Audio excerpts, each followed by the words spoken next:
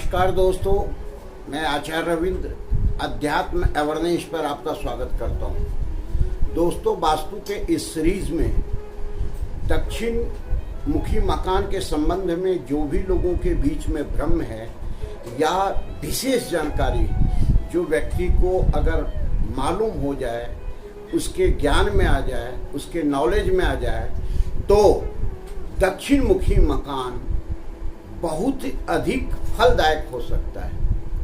आज इस सीरीज में हम बताने जा रहे हैं कि दक्षिण मुखी मकान में पौधे अर्थात प्लांट्स को किस क्षेत्र में कहाँ लगाएं जो दक्षिण मुखी मकान व्यक्ति के लिए बहुत अधिक फलदायक हो, या कुछ ऐसे पौधे दक्षिण मुखी मकान में किसी कीमत पर नहीं लगाना चाहिए क्योंकि वह उस मकान में रहने वाले व्यक्ति के लिए घातक हो सकता है, बुरा परिणाम दे सकता है।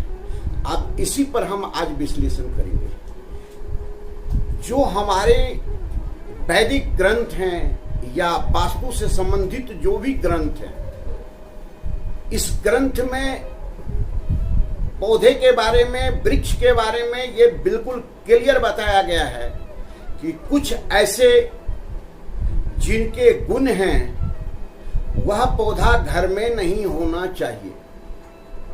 जैसे दूध का पौधा, दूध वाला पौधा अर्थात जिस पौधे से दूध निकलता हो वह पौधा घर में नहीं लगाना चाहिए।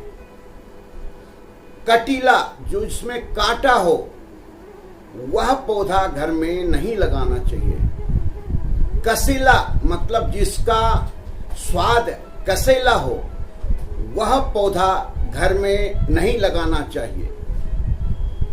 या ऐसा पौधा जो मनुष्य के लिए घातक हो, अच्छा परिणाम देने वाला नहीं हो, यह पौधा घर में नहीं लगाना चाहिए। हम बता रहे हैं, ये भी बताएंगे कि कौन कौन सा पौधा घर में रहना ही नहीं चाहिए, चाहे किसी भी दिशा का मकान हो, कोई मुख मकान हो, पूरब मुखी हो या उत्तर मुखी हो, लेकिन ये पौधे घर में नहीं होना चाहिए।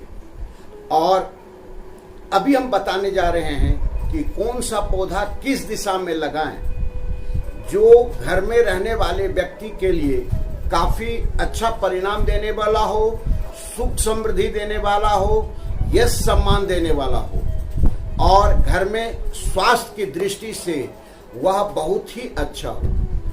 सभी को मालूम है कि प्रकृति के जितने करीब हम रहते हैं, अर्थात प्रकृति के जो गुण हैं, अर्थात प्रकृति का गुण है, पौधे का गुण है कि ऑक्सीजन छोड़ना, और ऑक्सीजन मनुष्य के लिए, स्वास्थ्य के लिए बहुत ही जरूरत है, जरूरी चीज है। बिना ऑक्सीजन के एक पल भी व्यक्ति जीवित नहीं रह सकता है।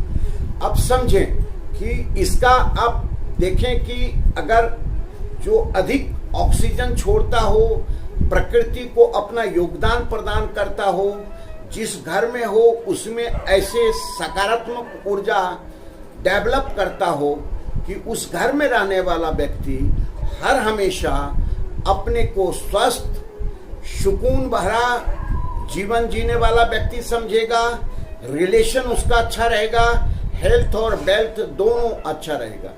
सबसे हम लेते हैं पहले कि तुलसी का पौधा। तुलसी का पौधा उत्तर दिशा, पूर्व दिशा या ईशान कोण में लगाना चाहिए। यह ब्रह्म स्थान में भी हम लगा सकते हैं। अगर आपका ब्रह्म स्थान खुला हो, ओपन स्काई हो, तो आप ब्रह्म स्थान में आप लगा सकते हैं। ब्रह्म स्थान में जो पहले की स्थिति थी, पहले जो लोग हैं खुला आंगन रखते थे और उसके बीच में पिंडा रखते थे और उसमें जो है तुलसी लगा करके रखते थे।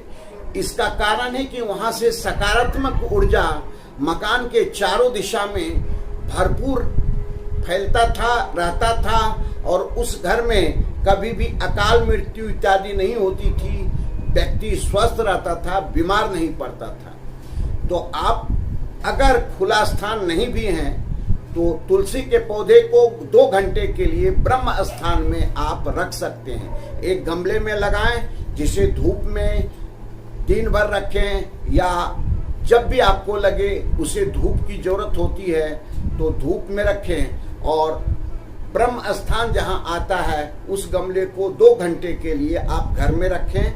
काफी सकारात्मक ऊर्जा, पॉजिटिव ऊर्जा, एंटी जो वायरस हैं वो उनको समाप्त करने वाला यह पौधा है। इसमें इतनी एनर्जी है। इसका आयुर्वेदिक उपचार भी बहुत है। घर में सर्दी, खांसी, जुखाम या किसी प्रकार का सरदर्द इत्यादि है तो हम इसकी चाय बना करके, काढ़ा बना करके पीते हैं तो जीवन स्वस्थ होता है और अच्छा होता है। इसका एक उपचार और आपको बता दें, इसकी जो मंजर होता है, अगर गुरुवार के दिन आप निमंत्रण दे करके, नहा धो करके और उनके मंजर को तोड़ करके तिजोरी में रखते हैं तो ये चूंकि भगवान नारायण को सबसे ज़्यादा पसंद है और नारायण भगवान जहाँ रहते हैं, प्रसन्न रहते हैं, वहाँ लक्ष्मी की कृपा होती है। तो ये एक गोपनीय जो है, ये उपचार मैंने बताया, ये आप कर सकते हैं। अब देखें दूसरा पौधा क्या है, मनी प्लांट। मनी नाम ही है इसका, मनी प्लांट, अर्थात मनी को आकर्षित करने वाला प्लांट है। वो तो एक दूसरी बात है, लेकिन ये आप समझे कि इसमें अत्यधिक ऑक्सीजन छोड़ने की क्षमता होती है। इंडोर प्लांट है, कहीं भी इसको रख सकते हैं। लेकिन सबसे इसका वास्तु के आधार से जो स्थान है वह है अग्निकोण। अग्निकोण क्यों? अग्निकोण इसलिए कि यह प्लांट शुक्र का प्लांट है और अग्निकोण जो है ईस्ट और साउथ के मिलन के स्थान को अग्निकोण कहते हैं। यह वहाँ का जो ग्रह हैं जिनका अधिपत्य है शुक्र का है, तो वहाँ पर अगर मनी प्लांट को रखते हैं तो निश्चित रूप से काफ़ी फलदायक होता है। लोग घर में स्वस्थ रहते हैं, रिलेशन अच्छा रहता है और कैश फ्लो बना रहता है।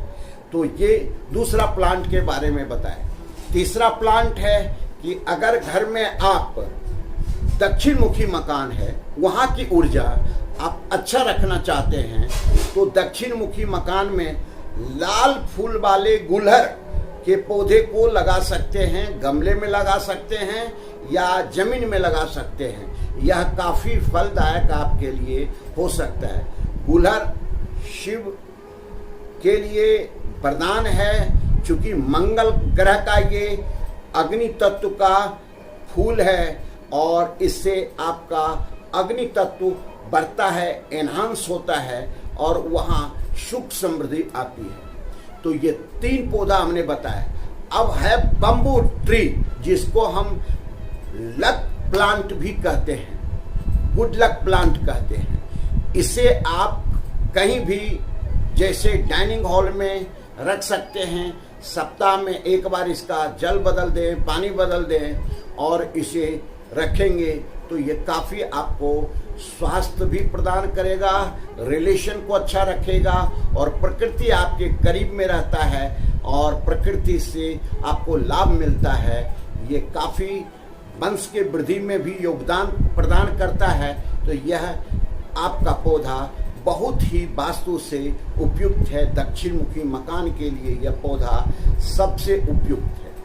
अब आगे कौन सा पौधा हम रख सकते हैं? समी का पौधा, जो दक्षिण मुखी मकान अगर गमले में बना करके रखते हैं, जहाँ से आपका निकास द्वार है, बाहर जाने का मेन गेट है, वहाँ पे अगर आप रखते हैं तो आपका समी का पौधा काफ़ी आपके लिए दक्षिण मुखी मकान के लिए फलदायक हो सकता है।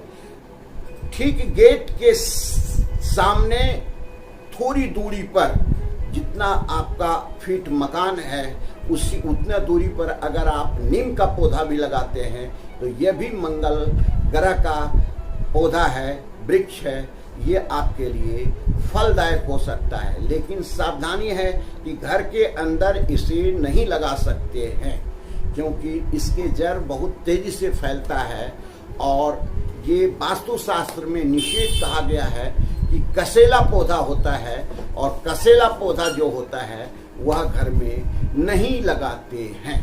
तो ये चीज आपको देखना आवश्यक है। अब आगे जो पौधा हम बताने जा रहे हैं वह आपके लिए बहुत ही फलदायक होगा, और वो पौधा है कि घर में अगर आप नैऋत्य कोण में सूर्यमुखी का पौधा लगाते हैं या ईशान कोण में सूर्यमुखी का पौधा लगाते हैं, ये आपके लिए फलदायक हो सकता है और अच्छा फल देने वाला होता है।